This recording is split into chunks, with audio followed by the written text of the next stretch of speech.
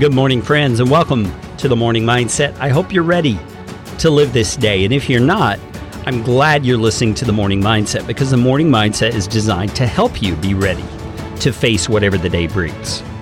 Now, I know not everyone wakes up all spry and chipper, ready for the day. I know not everyone is excited even about today, because you may have something serious or heavy or burdensome looming on the horizon.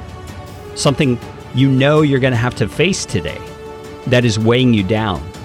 And I hope that this morning, my friends, you can utilize the time you spend with me right here in the Morning Mindset to prepare your mind for action, prepare yourself for that very circumstance.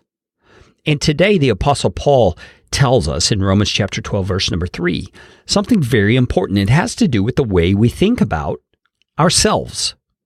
You see, he's just told us we are to present ourselves as living sacrifices to God. We are to avoid being conformed to the world and instead work at being transformed by renewing our minds. You see, and those are habits we have to build. And he says, in the next verse, he says, "For by the grace given to me, I say." And so that word "for" says, I tell you all these things because by the grace given to me, I say to you, not to think of yourself more highly than you ought to think, but to think with sober judgment, each according to the measure of faith that God has assigned. Now, that's a very interesting passage. It kind of has two sides to it.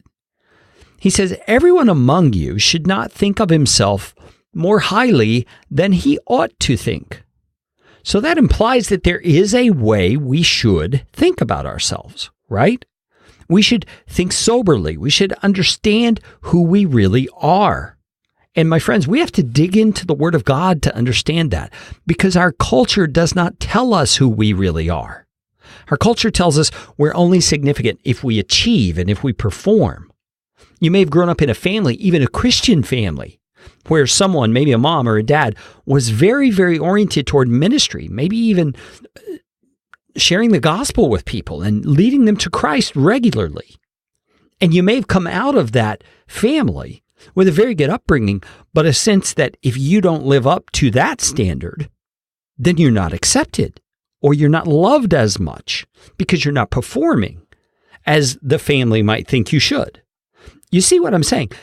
There are ways we've learned to think of ourselves in both bad and good circumstances growing up that are not true.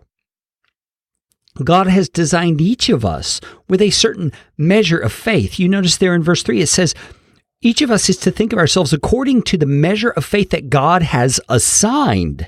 You see, he's assigned to each of us a certain type of faith, and that faith works itself out in our lives differently.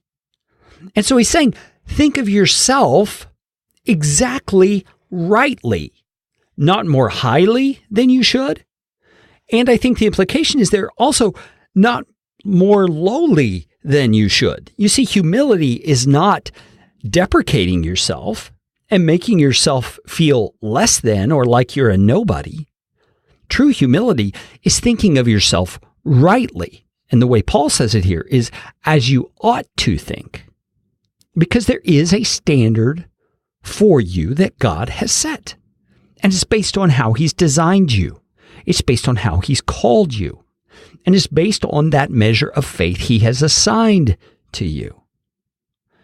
He says we are to think with sober judgment. Boy, that's a colorful description. Sober judgment. A person who is sober is not impaired by the effects of alcohol or drugs. They're thinking clearly. They are seeing things rightly. And he's saying we're to apply that kind of thinking to ourselves. And my friends, the only way we can do that is by viewing ourselves through the lens of what God says is true of us.